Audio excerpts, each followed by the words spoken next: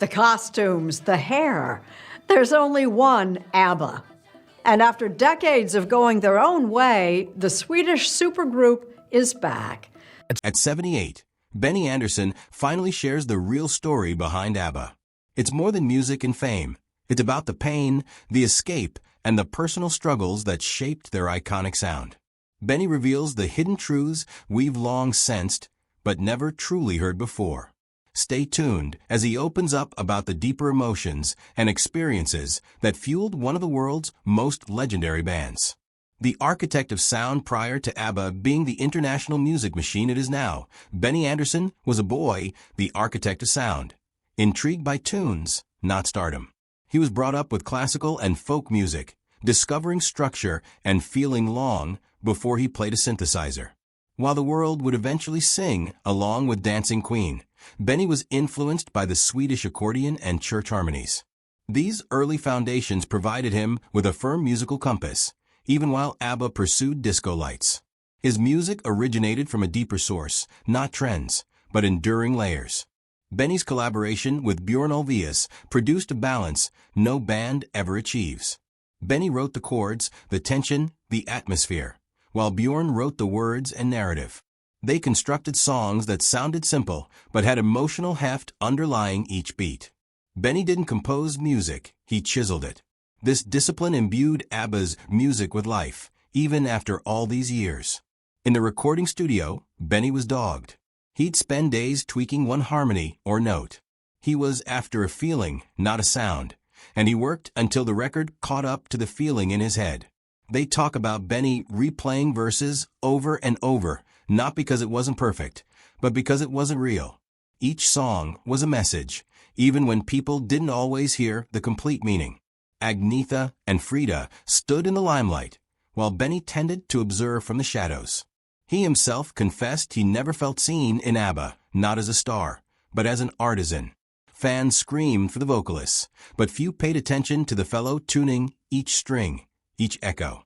Behind the control room glass, Benny bore the burden of making it all come together. He wasn't the public face of ABBA, but he was always the nucleus. He was also the troubleshooter, the one who was supposed to keep the band intact.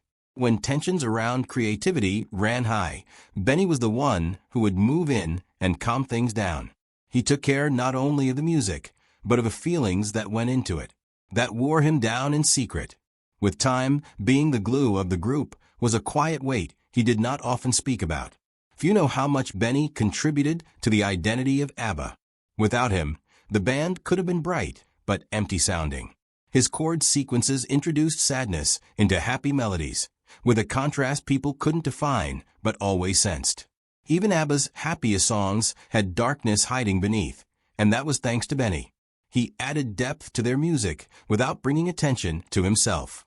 He also innovated with technology in the studio. Benny wasn't afraid to employ early synthesizers and multi-track recording to enrich their sound. Other bands stuck to easy formulas, but ABBA employed layers of instruments and effects that sounded rich and cinematic. Benny didn't play to what was trending.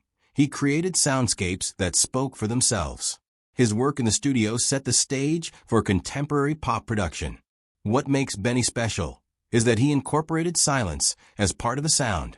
He knew when to keep things quiet, when to let a melody breathe. That restraint made ABBA's songs sound more human. He wasn't flaunting his abilities. He was establishing trust with the listener and taking them through peaks and valleys. This talent can be learned, and it's why their music remains good today. In a recent interview, Benny shared a shocking secret. He admitted to using music to deal with emotions he could not confront in life. While others in the group confronted emotions head-on, he used the piano to speak for him.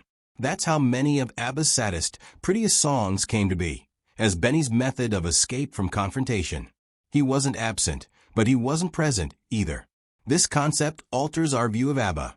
Behind the group's flawless facade was a man struggling with intimacy. Benny wasn't remote because he didn't care. He was remote because music provided him with a safer space to feel. Each record was both creation and flight. It was how he kept himself together as everything else came apart. And now, 78 years old, Benny finds himself looking back, recognizing the pattern. He knows he didn't pursue fame. He pursued the sensation of a perfect note, a tidy conclusion. And though ABBA grew into a global phenomenon, he frequently found himself feeling like a stranger to it all. The claps didn't compensate, but the music still does. The secret to ABBA's success wasn't music, it was secret rivalry, ego, and a greater frustration nobody noticed. Love Hurts in Harmony. When Love Hurts in Harmony, Benny and Frida didn't meet with fireworks. They started with music. All-nighters in the recording studio confused work with something more.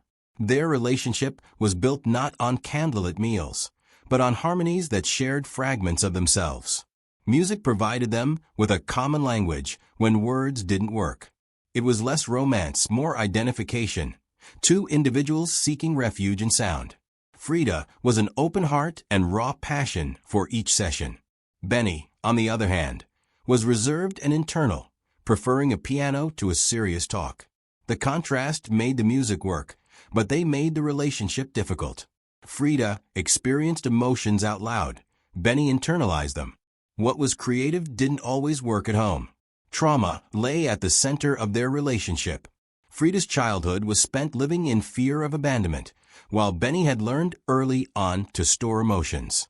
Neither understood how to be fully open, so they sang to communicate without communicating. Lyrics became their therapy session, but rather than healing, it added distance.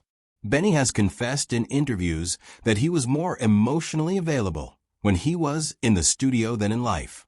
He spilled his feelings onto lyrics and chords, then closed down when the music did. Frida needed someone to be there outside of the booth, someone who could feel without writing. Benny wasn't that guy, and he's since admitted it. He explains music was his defense, not his resolution. Singles such as The Winner Takes It All and One of Us were not breakup ballads alone. They were messages in sound. Benny openly confesses today that he wrote the songs not to declare regret, but to prevent him from discussing it. The music provided him with authority, whereas genuine live emotions were too complicated to grapple with. He's confessed shame over that. Writing pain came more easily than living it. Frida, however, lived every word. She vocalized with the entire weight of their tension and heartache. They weren't vague to her, those songs. They were intimate. But Benny remained behind the curtain, having the music speak rather than the uncomfortable words. It tipped in time into the collapse of their foundation. They loved differently.